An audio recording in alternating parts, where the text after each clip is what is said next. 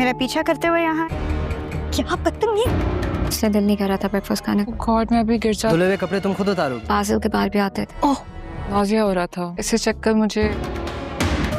कहाँ जा रहे हैं? यहाँ नहीं आना चाहिए। महम तो जानबूझकर दानियाल को अपने टेंट्रम्स दिखाने लगेगी, जानबूझकर गिरने पड़ने लगेगी, कहने लगेगी कि मुझे नोजिया फील हो रहा है, तबीयत खराब है, चक्कर आ रहे हैं। लेकिन यहाँ पर दानियाल परेशान होने लग जाता है, कहने लगता है कि चलो मैं तुम्हें डॉक्टर से चेकअप करवा के आऊँ। लेकिन यहाँ पर महम कहने लगता है कि नहीं दानियाल, ये तो नॉर्मल है, बाजिल के बारे भी मुझे ऐसे ही नोजिया और चक्कर फील होते थे। लेकिन यही बात सुनते ही दानियाल तो एकदम से हैरान हो जाता है, कहने लगता है कि क्या क्या मतलब है तुम्हारी इस बात का, यानी कि महम ये शो करवाना चाहते हैं कि वो एक बार फिर से मां बनने वाली है। और वहीं दूसरी जानिब आप देखेंगे कि मिनाल जैसे ही छत पर कपड़े उतारने के लिए जाएगी तो समीर भी जानबूझकर बहाने से छत पर चला जाएगा और उसामा ये सब कुछ देख रहा होता है और उसामा भी समीर के पीछे पीछे सीढ़ियों से ऊपर चढ़ता जाता है। समीर ऊपर जाकर मिनाल के पीछे खड़ा हो जाएगा। मिनाल देखकर एकदम से हैरान और परेशान हो जाएगी, कहने लगेगी कि तुम मेरा पीछा करते हुए ऊपर आए हो ना। तो यहाँ पर समीर बड़े धड़ल्ले से कहने लगेगा कि हाँ ऐसा ही कुछ समझ लो, तुम्हारी मोहब्बत मुझे तुम्हारे पीछे खींच ही लाती है। मिनाल जैसे ही नीचे जाने लगते तो समीर